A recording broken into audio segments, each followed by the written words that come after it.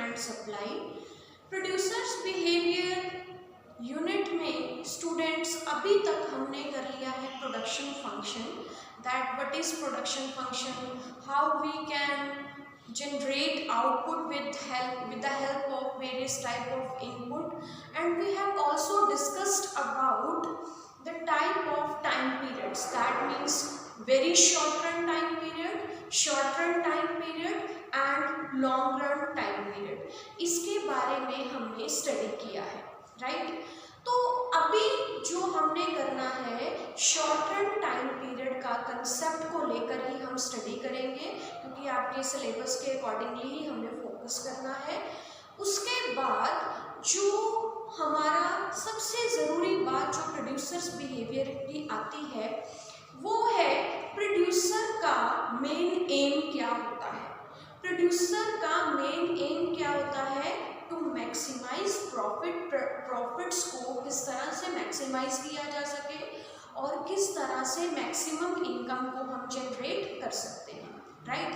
तो यहाँ पर हमने इस चीज़ के ऊपर फोकस करना है। और प्रॉफिट ज़्यादा कब होंगे? जब प्रोड्यूसर की जो कॉस्ट है वो कम से कम आएगी। कॉस्ट जितनी ज़्यादा कम होगी प्रॉफिट उतने ही ज़्यादा बढ़ते जाएंगे, ठीक है। तो सबसे पहले हमें इस चीज़ को समझना है। Inputs are required to produce goods.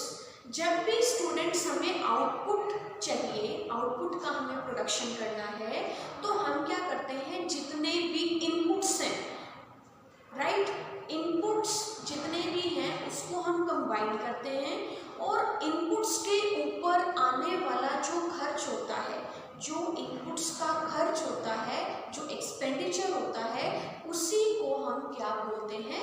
Cost बोलते हैं। अब सबसे पहले हमें ये जानना जरूरी है कि इनपुट जो है वो दो तरह के इनपुट होते हैं, factor input and non factor input. इन दोनों की हेल्प से ही हम आउटपुट को प्रोड्यूस करते हैं, गुड्स को जनरेट करते हैं। फैक्टर इनपुट कौन से होते हैं? आपको पता है that there are 4 factors of production, land, labour, capital, entrepreneur. ये 4 फैक्टर्स ऑफ प्रोडक्शन होते हैं।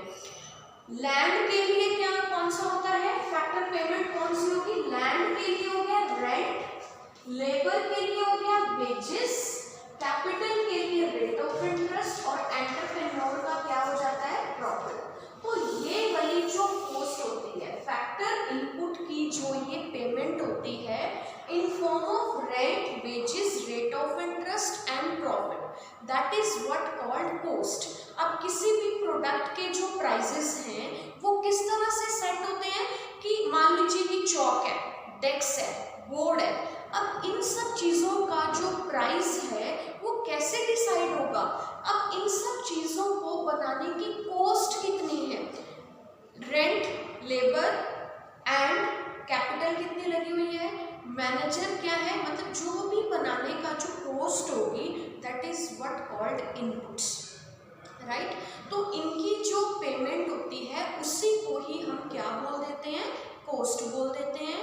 और कॉस्ट में भी एंटरप्रेन्योर भी अपना प्रॉफिट भी रखता है, देखो सेविंग्स भी करता है, इन्वेस्टमेंट भी करता है for further production, so that all will be included in the input cost और इनपुट एक्सपेंडिचर, राइट। तो इसी को हम क्या बोलते हैं? फैक्टर इनपुट बोल देते हैं। अब नेक्स्ट हमारे पास आता है non factor input. Non factor input एक ही होता है, रॉ मटेरियल, कि रॉ मटेरियल की कॉस्ट कितनी है, रॉ मटेरियल कितने का है। ऑब्वियसली जो उसके ऊपर मैनेज कर रहे हैं और जो रॉ मटेरियल आ रहा है, इन सब की कॉस्ट को हम प्लस करके कॉस्ट बोलते हैं, राइट। अब सबसे ज़रूरी समझने वाली बात है कि कॉस्ट जो है वो कितने तरह की होती है। कॉस्ट के अलग अलग कंसेप्ट्स को हम स्टडी करेंगे। सबसे पहले हमारे पास आता है एक्सप्लिसिट कॉस्ट। एक्सप्लिसिट कॉस्ट होती है कि जो फैक्टर्स ऑफ प्रोडक्शन कोई भी प्रोडक्ट को बनाने के लिए हम एक्सटर्नली हायर करते हैं, बाहर से अगर हम फैक्टर्स को हायर करते हैं तो उनके ऊपर जो किया जाने वाला खर्च है, जो हम एक्सपेंडिचर करते हैं, उसी को हम क्या बोल देते हैं? एक्सप्लिसिट कॉस्ट बोल देते हैं।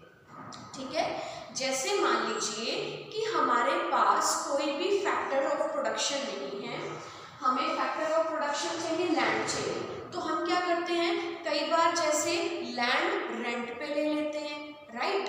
अगर हमारे पास लैंड नहीं है, अगर है तो वो दूसरा पार्ट हो जाएगा इम्प्लिसिट कॉस्ट का। मैं अभी आपको एक्सप्लिसिट कॉस्ट बता रही हूँ, राइट। तो एक्सप्लिसिट कॉस्ट जो फैक्टर्स ऑफ प्रोडक्शन बाहर से हायर करते हैं, हमने लैंड ले ली, रेंट उसका पे करना पड़ेगा, हमें लेबर चाहिए आउटपुट को प्रोड्यूस करने के लिए, हमें लेबर बाहर से हायर कर ली, ठीक है, तो उसके लिए हमें क्या देना पड़ेगा, वेजेस देने पड़ेंगे। कैपिटल, मान लीजिए मशीन्स लेनी है, उसके लिए हमें कैपिटल की रिक्वायरमेंट है, तो हमने बैंक से लोन ले लिया, अब लोन लिया है तो हमें रेट ऑफ इंटरेस्ट भी पे करना पड़ेगा, राइट। तो यहाँ पर क्या है, जो भी फैक्टर्स ऑफ प्रोडक्शन हम बाहर से हायर कर रहे हैं, एक्सटर्नली हायर कर रहे हैं, that is what called explicit cost. Next आता है एंटरप्रेन्योर। अगर हम सिर्फ ऑनर हैं, हमने क्या करना है, सिर्फ एक चेक रखना है, तो इन सब काम को, जो भी काम हो रहा है उसके ऊपर चेक रखने के लिए हमें मैनेजर भी हायर करना पड़ेगा। अगर बाहर से हम हायर करते हैं, अगर हम खुद काम करते हैं, खुद सारा मैनेज करते हैं, तो हमें अपना भी प्रॉफिट चाहिए, क्योंकि हम भी तो उस फॉर्म में काम कर रहे हैं, राइट। तो that is what called explicit cost, जो फैक्टर्स ऑफ प्रोडक्शन हम बाहर से हायर करते हैं, राइट। तो इसके साथ साथ, इन दोनों कॉस्ट के साथ साथ जो है वो अपॉर्चुनिटी कॉस्ट अटैच है। अपॉर्चुनिटी कॉस्ट क्या होती है, आपने पिछले चैप्टर्स में भी किया था, value of A factor in its next best alternative use.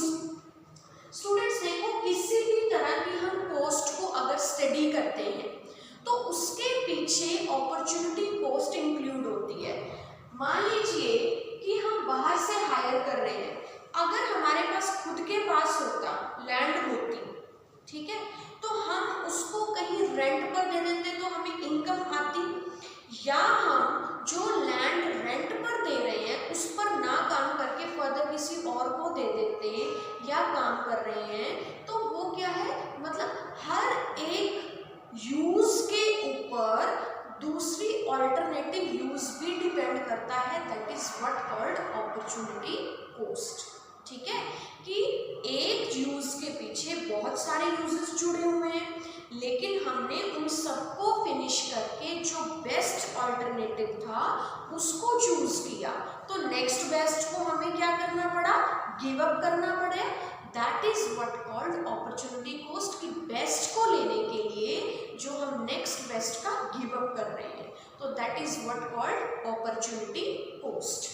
अब नेक्स्ट आता है implicit cost. Implicit cost that means factors of production हम बाहर से हायर नहीं कर रहे, हम अपने खुद के फैक्टर्स ऑफ प्रोडक्शन को यूज कर रहे हैं, that is what called implicit cost. ठीक है, और इम्प्लिसिट कॉस्ट में जो है वो क्या होगा, अपॉर्चुनिटी कॉस्ट ऑलरेडी इंक्लूड होती है। अब इम्प्लिसिट कॉस्ट यानी कि हम खुद के फैक्टर्स यूज कर रहे हैं, हमारे पास खुद की जमीन है, हमें बाहर से हायर करने की जरूरत नहीं है, ठीक है, तो हम खुद की लैंड को यूज कर रहे हैं। तो अब इसको कॉस्ट क्यों बोला, जब हम खुद की लैंड को यूज कर रहे हैं, तो अगर हम खुद की लैंड पे अपना बिजनेस ना कर रहे होते, हमने कहीं रेंट पर दे दी होती, तो हमें इनकम आती, उस इनकम को हमने क्या कर दिया, गिव अप कर दिया, छोड़ दिया, और हमने अपना बिजनेस स्टार्ट किया। ठीक है, तो रेंट वाली इनकम क्या हो गई, अपना बिजनेस चलाने के लिए रेंट वाली इनकम हो गई अपॉर्चुनिटी कॉस्ट। ठीक है, तभी मैंने बोला कि हर कॉस्ट के पीछे जो है वो अपॉर्चुनिटी कॉस्ट इंक्लूड होती है, राइट। अब नेक्स्ट हमारे पास क्या आ जाएगा, जैसे कि लेबर है, अब फैमिली मेंबर्स अगर खुद ही मिलकर काम कर रहे हैं तो एक्सटर्नल फैक्टर्स को हायर करने की जरूरत नहीं है, लेकिन वो अपने बिजनेस में इन्वॉल्व हो रहे हैं, अगर वो खुद के बिजनेस में इन्वॉल्व ना होकर किसी और बिजनेस में इन्वॉल्व होते तो वहां से इनकम आती, तो उस इनकम को छोड़ दिया, वो अपने बिजनेस में इन्वॉल्व हो रहे हैं, that is what called opportunity cost. ठीक है, क्योंकि हमने गिव अप किया ना कि हमें कहीं से इनकम आ सकती थी, हमने उस इनकम का गिव अप किया और अपने खुद के बिजनेस में हम इन्वॉल्व हो गए, right. That is what called implicit cost. इसी तरह से कैपिटल, जो हमारे पास खुद की सेविंग्स पड़ी हुई है, पुरानी सेविंग्स हमारे खुद के घर की हैं, ठीक है, तो हमने क्या किया, लोन नहीं लिया, हमने अपनी इनकम को यूज कर लिया, तो हमारा रेंट बच गया, ठीक है, हमें रेंट को पे नहीं करना पड़ा, लेकिन वो बचा नहीं है।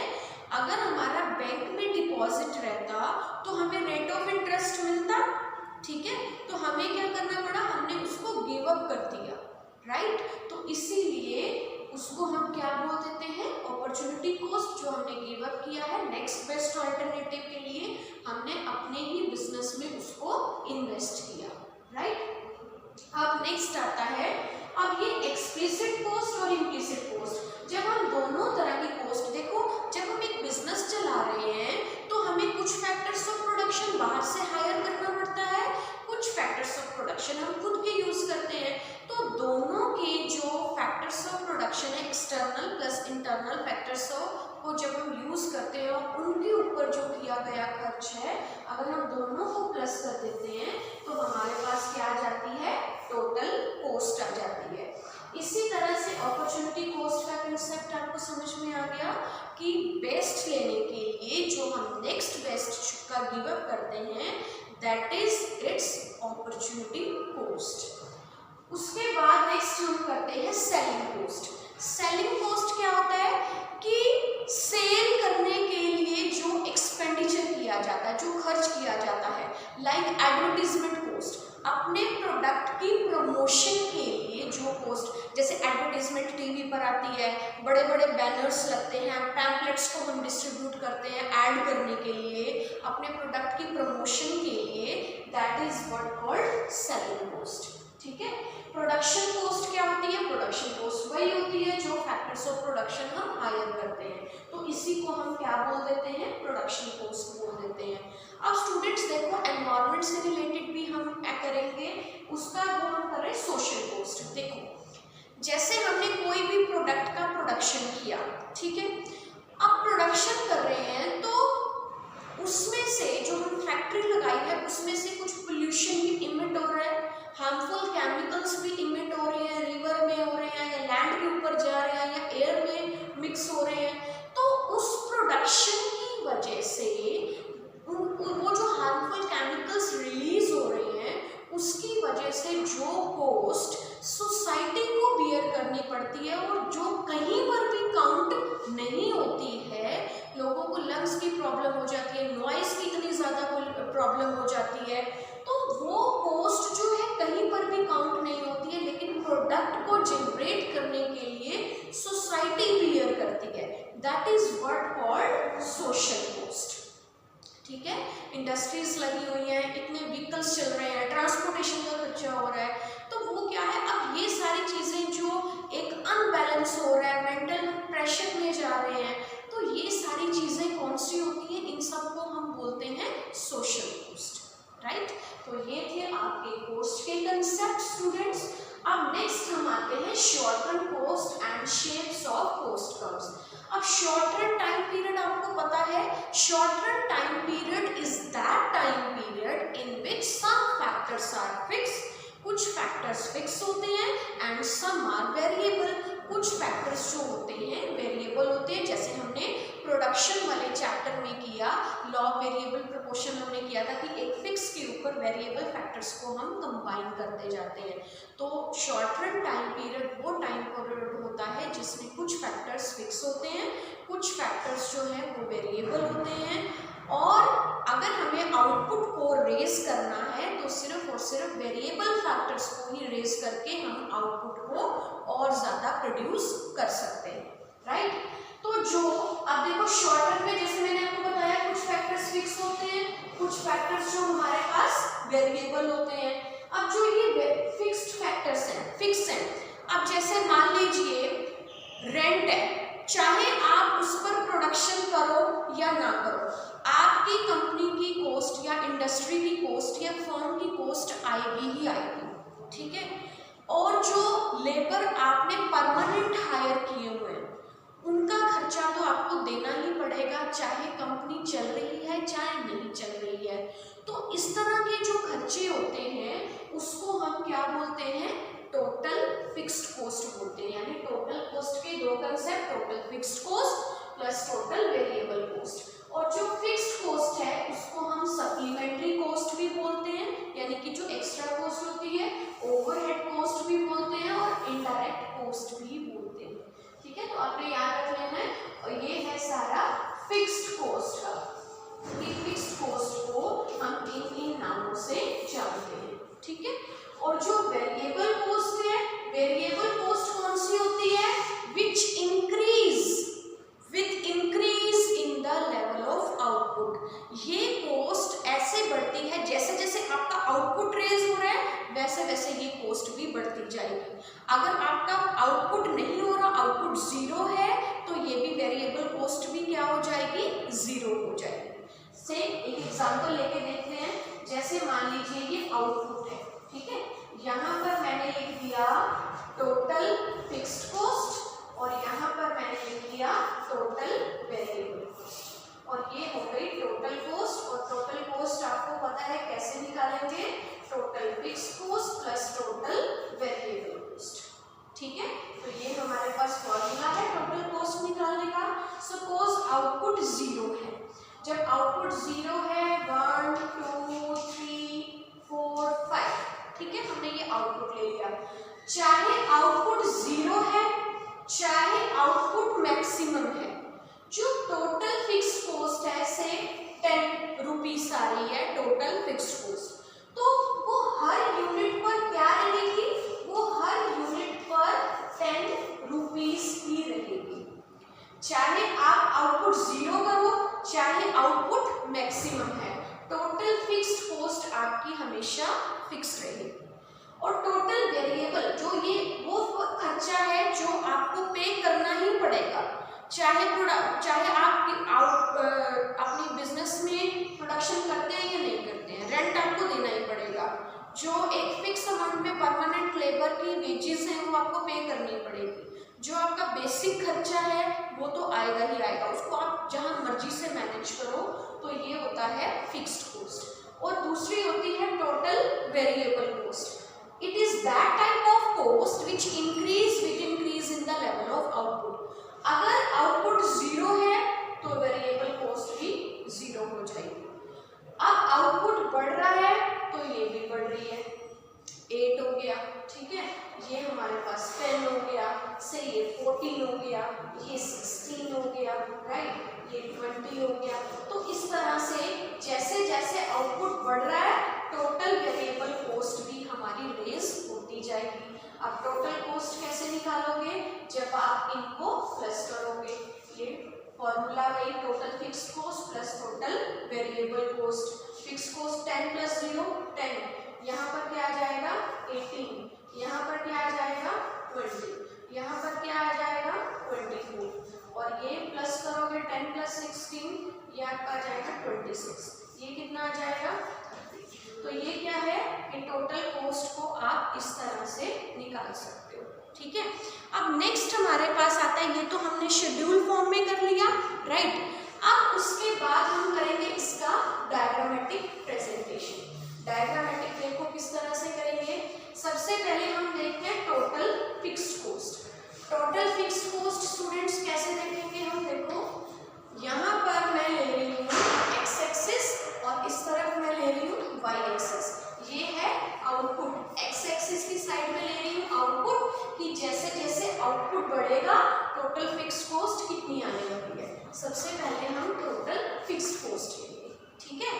तो अब यहाँ क्या है, सपोज मैंने यहाँ पे 10 लिख दिया, 1 2 3 4 5 6 7 8 9 10। तो अब देखो आउटपुट चाहे जीरो है चाहे आउटपुट मैक्सिमम है, चाहे आउटपुट जीरो है चाहे आउटपुट मैक्सिमम है, आउटपुट से 5 यूनिट्स है, 1 2 3 4 5, ठीक है। तो हर एक पॉइंट पर देखोगे कि टोटल फिक्स्ड कॉस्ट जो है वो बिल्कुल सेम चलती आ रही है। Total fixed cost is a horizontal line parallel to X axis. क्यों? क्योंकि अगर आउटपुट जीरो है या मैक्सिमम है, फिक्स्ड कॉस्ट खर्चा तो सेम ही रहेगा।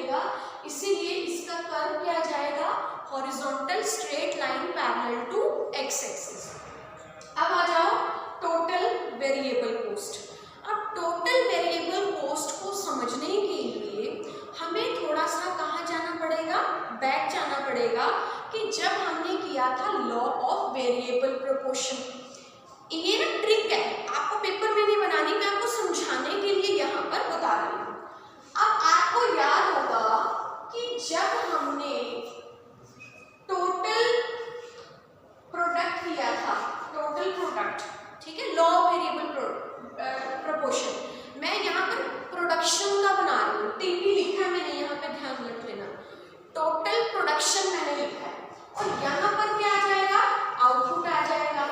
ये कंसेप्ट हम कौन सा कर रहे हैं, शॉर्ट रन प्रोडक्शन फंक्शन का कर रहे हैं, ठीक है। तो शॉर्ट रन प्रोडक्शन फंक्शन में लॉ ऑफ वेरिएबल प्रोपोर्शन में जब हमने किया था कि प्रोडक्शन क्या हो रही है, प्रोडक्शन बढ़ रही है, जब प्रोडक्शन हमें इंक्रीजिंग रिटर्न्स दे रही है। स्टार्टिंग में क्या था, total production is increasing at increasing rate. एक बात ये भी ध्यान रखना कि प्रोडक्शन और कॉस्ट बिल्कुल इनवर्स डायरेक्शन में चलेंगे। जब प्रोडक्शन बढ़ेगी तो कॉस्ट हमारी मिनिमम आएगी, जब प्रोडक्शन मैक्सिमम होएगी तो कॉस्ट हमारी मिनिमम होगी, जब प्रोडक्शन फॉल होना स्टार्ट हो जाएगी तो कॉस्ट हमारी बढ़नी शुरू हो जाती है, ठीक है। मतलब प्रोडक्शन और कॉस्ट जो है वो बिल्कुल इनवर्स चलेंगे। अब यहाँ पर देखो, जो मैंने ये टोटल प्रोडक्शन बनाया है, डायग्राम आपको यही करना है कॉस्ट के अकॉर्डिंगली, ये आपको समझाने के लिए कर रही हूँ। और यहाँ पर जो मैं कर्व बनाने वाली हूँ, वो यहाँ पर मैं कर्व बना रही हूँ टोटल वेरिएबल कॉस्ट का, ठीक है, टोटल वेरिएबल कॉस्ट का बना रही हूँ, ये सेकंड वाला, ठीक है। ये शेड्यूल में मत जाना, ये सिर्फ आपको एक एग्जाम्पल दिया था। अब टोटल प्रोडक्शन की साइड चलते हैं। टोटल प्रोडक्शन हमने बनाया था in initial stages, TP is increasing at increasing rate, तो इसका कर्व भी ऐसा जाएगा। Then in the second stage of production, from the point of inflection, total production is increasing at decreasing rate. After reaches to its maximum point, it starts falling. ये हमने total production बनाया था ना, जो हमने शॉर्ट रन प्रोडक्शन फंक्शन में ये कर दिया। अब यहाँ पर क्या है, पॉइंट ऑफ इन्फ्लेक्शन, और यहाँ पर जो दूसरा टिल्ट आया है वो आया है मैक्सिमम पॉइंट पर। इसी तरह से जो वेरिएबल कॉस्ट आपकी चलेगी वो ऐसे चलेगी। यहाँ पर स्टार्टिंग स्टेज में क्या हो रहा है, TP is increasing at increasing rate, तब कॉस्ट क्या होगी, टीपी, जब total production is increasing at increasing rate, then total variable cost is increasing but at diminishing rate. जब ये इंक्रीजिंग एट इंक्रीजिंग रेट है तो ये क्या होगा, increasing at decreasing rate, inverse चला जाएगा। अब इंक्रीजिंग एट डिक्रीजिंग रेट की जो शेप है वो ये वाली है, तो आप क्या करोगे, ये वाली शेप को इस तरह से ले आओगे, ये ऐसे, ठीक है, इंक्रीजिंग एट डिक्रीजिंग रेट। ये शेप हम यहाँ पर ले आए ना, ये क्या हो रहा है, इंक्रीजिंग एट इंक्रीजिंग रेट, और ये क्या हो रहा है, इंक्रीजिंग एट डिक्रीजिंग रेट। उसी तरह से जैसे जैसे आउटपुट, मतलब फिक्स के ऊपर, फिक्स लैंड के ऊपर जब हम एक और लेबर की यूनिट्स को लगाते हैं, तब क्या होता है, धीरे धीरे जो आउटपुट है, प्रोडक्शन है, वो इंक्रीज तो हो रहा होता है बट एट डिक्रीजिंग रेट। तो इसी तरह से in the second stage, in short run time period, when total production is increasing at decreasing rate, then total variable cost is increasing at increasing rate, तब वो क्या हो रहा है, increasing at increasing rate हो रहा है। तो ये वाली जो शेप है ये यहाँ पर अप्लाई हो जाएगी, ठीक है। उसके बाद क्या हो रहा है, टोटल प्रोडक्शन जो है वो फॉल करना स्टार्ट हो गया, तो जो हमारी कॉस्ट है वो क्या होगी, बढ़ती जाएगी। तो इस तरह से जो ये कर्व है वो ये वाली इस तरह से